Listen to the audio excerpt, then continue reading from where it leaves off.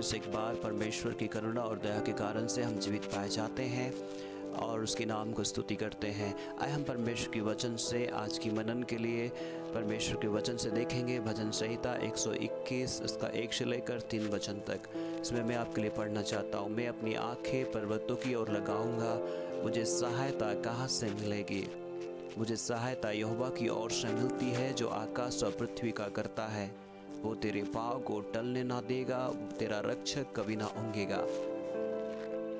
प्रभु के लोगों, हम इस वचन में देख सकते हैं कि परमेश्वर के जो दास जो भजनकार है इस जगह पे लिख रहा है कि उसको जब सहायता की आवश्यकता होती है, उसको मदद की आवश्यकता होती है, उसको सहायता लेना होता है तो जाता किधर हो।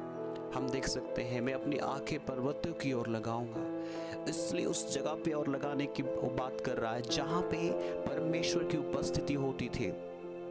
पहले हम देख सकते हैं परमेश्वर के दास एलिया पहाड़ों पे जाके प्रार्थना करता था। देख सकते हैं मूसा पहाड़ों पे जाके प्रार्थना करता था। परमेश्वर की दास लोगों के बारे में हम देख सकते हैं और उस जगह पे परमेश्वर की उपस्थिति होती थी और उपस्थिति होने से परमेश्वर से बातें करते थे और उन समस्याओं का समाधान के बारे में उन्हें पता चलता था और परमेश्वर उनकी मदद करने आते थे।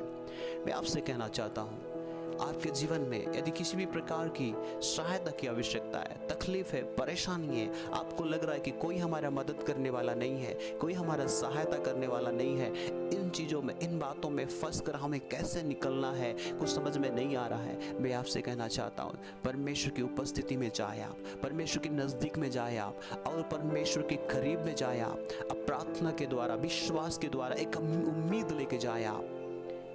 परमेश्वर जो स्वर्ग और पृथ्वी का करता है, बनाने वाला प्रभु है, वो आपको मदद करने के लिए तैयार है। उसकी जो स्वर्गीय मदद है वो ऑलरेडी दे चुका है। आप उसके करीब में जाकर ले ले उसे, क्योंकि इसमें भजनकार लिखता है कि मिलेगी करके लिखा हुआ नहीं है, मिलती है। उसको अनुभव है, उससे पहले भी कई बार उसने प्राप्त किया है। उसको अनुभव है उस परमेश्वर के बारे में कि जो टूटने नहीं देता है बल्कि उसको सहायता करता है, वो उसकी रक्षक है।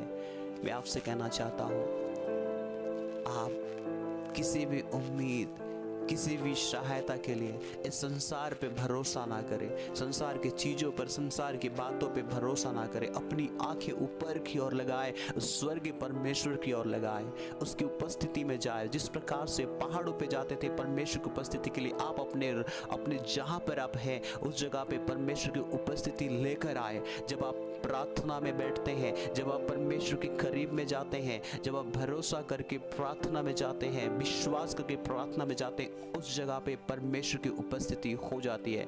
इस जगह पे हम देख सकते हैं पहाड़ों पे परमेश्वर की उपस्थिति तभी होती थी जब वे जाते थे।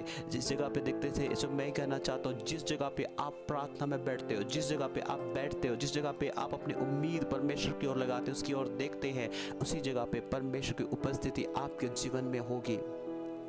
इसलिए इन बातों में हम देख सकते हैं कि हमें परमेश्वर की ओर देखने की आवश्यकता है। किसी भी चीज़ों की ज़रूरतों के लिए, सहायता के लिए हम देखते हैं यीशु मसीह की ओर देखने के लिए इब्रानी का पुस्तक 12 अध्याय उसके 2 वचन में देख सकते हैं, और विश्वास के कर्ता और सिद्ध करने वाले यीशु की ओर ताकते रहे, सिद्ध करने वाले यीशु की ओर ताकते रहे, उस महान परमेश्वर के पुत्र प्रभु यीशु मसीह की ओर ताकते रहे, अपनी उम्मीद उस पर लगाए। कोई व्यक्ति, कोई इंसान, कोई संसार पर नहीं। बाइबल बताती है मनुष्य पे भरोसा करने वाले श्रापित हैं। मैं आपसे कहना चाहता हूँ, हमारी उम्मीद, हमारी भरोसा सिर्फ परमेश्वर की ओर लगे रहना चाहिए, जो स्वर्ग से परमेश्वर हमारे लिए सहायता करने वाला प्रभु है।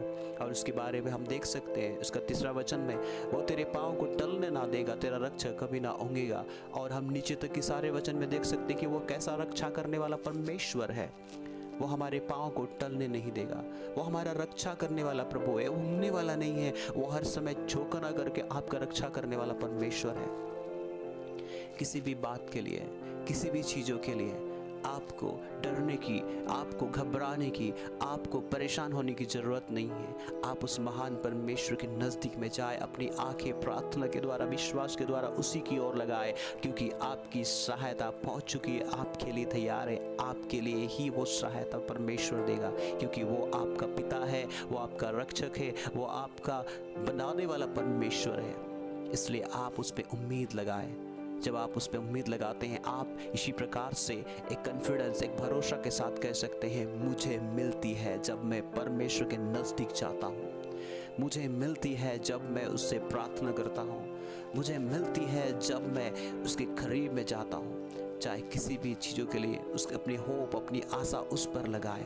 प्रभु आपका परमेश्वर है, आपकी उम्मीद परमेश्वर पूरा करेंगे। इसलिए अपने जीवन को परमेश्वर के करीब में लेकर आए, अपनी प्रार्थना में जीवन को प्रभु के नज़दीक में लेकर आए और उस पर उम्मीद लगाए। वो आपका सहायता करने वाला पिता परमेश्वर है। प्रभु इस वचन के द्वारा आपको आशीषित करे। मैं आपके लिए प्रार्थना करना चाहता हूँ। प्रभु यीशु मसीह के नाम में परमेश्वर, मैं प्रार्थना करता हूँ पिता, उन तमाम भाई और बहनों के लिए जितने लोगों ने पिता इस वचन को सुना है, आज का इस डिवोशन को पिता सुना है, यीशु मसीह के नाम में वो आशीषित होने पाए पिता। जिनको भी सहायता की ज़रूरत है पिता, अगर कोई आत्मिक रीति से कमज़ोर हो गए हैं पिता, आप उन्हें सहायता करें फिर से उठने के लिए। यदि पिता किसी को किसी भी पिता आर्थिक रूप से टूटे हुए हैं, उन्हें आप सहायता करें प्रभु खड़े होने के लिए। किसी को परमेश्वर किसी बात को लेकर पिता किस पे उम्मीद लगाए, टूटने की अवस्थाएं हैं, आप उन्हें छुए और उम्मीद को बढ़ाए पिता परमेश्वर। किसी को अगर कोई परेशान है, उनको उसको समझ में नहीं आ रहा है क्या करना है, कौन उनकी मदद करेगा, कौन उनकी सहायता करेगा, प्रभु उन्हें सहायता करके वो आपकी ओर देखे, आप पे भरोसा करे और आपकी सहायता उन तक पहुंचने पाए। प्रभु मैं प्रार्थना करता हूँ यीशु मसीह के नाम में पिता, हरेक जिनको प्रभु चंगाई की सहायता है ज़रूरत है, प्रभु आप चंगाई दीजिए। जिनको पिता किसी भी एरिया में, किसी भी हालातों से उन्हें सहायता की ज़रूरत है पिता, आप उन हालातों से उन्हें उठा के खड़ा कीजिए। प्रभु आप ऐसे करने वाले प्रभु हैं। यीशु मसीह के नाम में प्रभु हम इस प्रार्थना को तेरे सामर्थी कदमों के नीचे लेकर आते हैं और यीशु के नाम से मांगते हैं। हम विश्वास करते हैं आपने ऐसा कर दिया। आमीन। God bless you all. प्रभु आपको आशीष दे। जय मसीह के।